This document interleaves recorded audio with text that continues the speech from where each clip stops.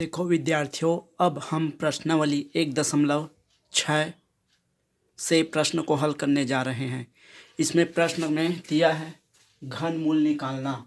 अब घनमूल निकालने के लिए इस संख्या का 9261 का घनमूल निकालने के लिए इसका अभाज्य गुणनखंड विधि द्वारा इसका गुणनखंड निकालेंगे।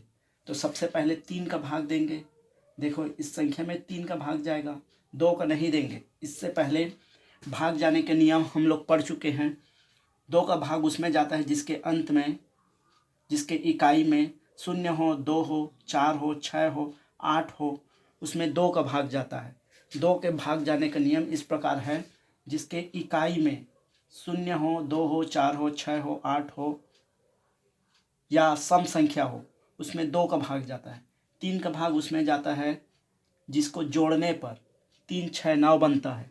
ध्यान से सुनो, 3 का भाग उसमें जाता है जिसको जोड़ने पर 3, 6, 9, 12, 15, 3 का गुणनखंड, 3 का गुणज बनता है, उसमें 3 का भाग जाता है। 4 का भाग उसमें जाता है जिसके अंतिम 2 अंकों में 0 हो, अंतिम 2 अंकों में 0 हो या अंतिम 2 अंकों में 4 का भाग जाता हो। तो कितना भी लंबा संख्या हो उसमें 4 का भाग चला जाता है। 5 का भाग उसमें जाता है, 5 का भाग उसमें जाता है जिसके इकाई में 0 हो या 5 हो, उसमें 5 का भाग चला जाता है। 6 का भाग उसमें जाता है जिसमें 2 का भाग जाता है और 3 का भाग जाता है, उसमें 6 का भाग चला जाता है। 6 का भाग उसमें जाता है जिसमें 2 का भी भाग जाए और 3 का भी भाग जाए, उसमें 6 का भाग जाता है। जैसे इस संख्या में 2 का भी भाग जाएगा और 3 का भी भाग जाएगा, इसलिए इसमें 6 का भाग चला जाएगा। इसी प्रकार 18 में 2 का भी भाग जाएगा और 3 का भी जाएगा, इसलिए इसमें 6 का भाग चला जाएगा। इसी प्रकार 8 का भाग उसमें जाता है जिसके अंतिम 3 अंकों में 0 हो या अंतिम 3 अंकों में 8 का भाग जाता हो। इस सेम 4 जैसे है, जैसे 4 के अंतिम 2 अंकों में यदि 0 हो या अंतिम 2 अंकों में 4 का भाग जाता है, वह संख्या कितना भी लंबा रहे उसमें 4 का भाग चला जाता है। इसी प्रकार 9 का भाग उसमें जाता है जिसको जोड़ने पर 9 बनता है। जैसे 2 7 को जोड़ोगे तो 9 बनेगा, 5 4 को जोड़ोगे तो 9 बनेगा। इसी प्रकार 9 0 को जोड़ोगे तो ये 9 बनेगा।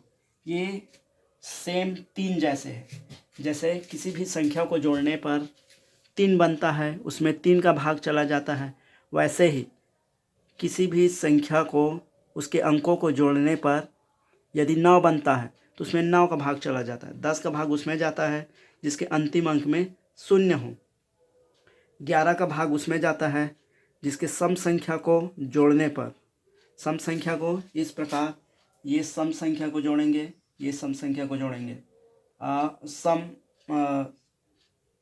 विषम विषम स्थानों के अंकों को जोड़ेंगे और सम सम के स्थानों को जोड़ेंगे। यदि उसका अंतर 0 आता है तो उसमें 11 का भाग चला जाता है। जैसे इन दोनों को जोड़ने पर ये 15 बन रहा है, इन दोनों को जोड़ने पर ये 15 बन रहा है। अब ये 15 में से 15 घट जाएगा, 15 में से 15 घट जाएगा तो 0 आएगा। तो अंतिम में 0 आए या 11 आए तो इस प्रकार के संख्या में 11 का भाग चला जाता है। जैसे इसके सम, ये पहला स्थान, ये तीसरा स्थान, इसको जोड़ने पर 7 बन रहा है, इसको और इसको जोड़ने पर 7 बन रहा है, तो उसको घटा देंगे।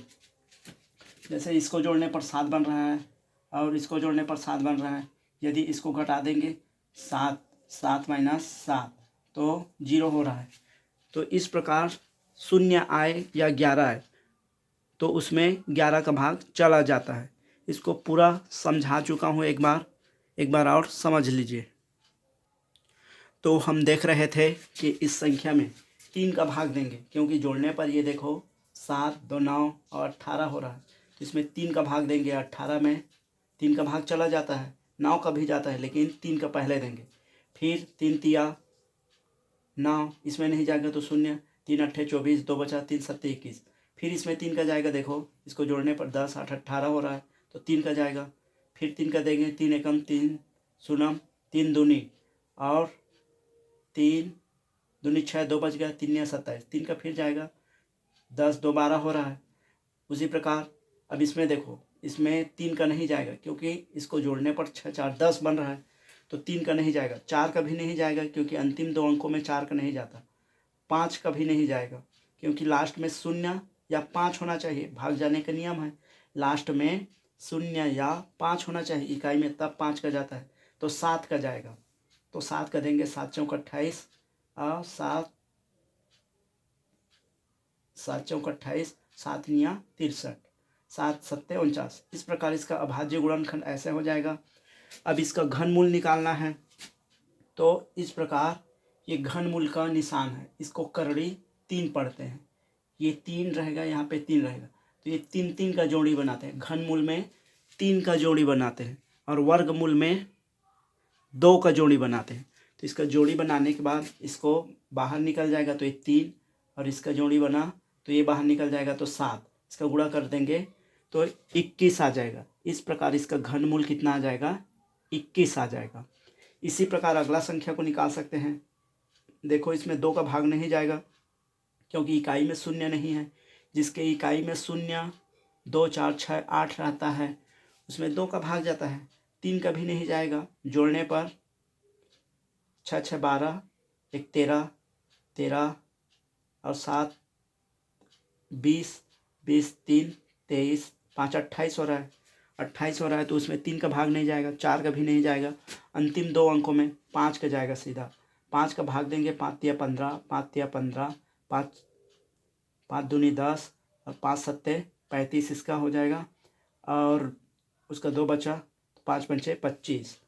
तो इस प्रकार 5 का जाएगा, फिर 5 का जाएगा, तो 5 छक्का 30, इसका 3 बच गया, 5 छक्का 30, इसका 2 बच गया, तो 5 पंचे 25, 2 बच गया, 5 पंचे 25। फिर 5 का जाएगा, 5 एकम 5 और 1 बच गया, 5 तिया 15, 1 बच गया, 5 तिया 15, 5 एकम 5।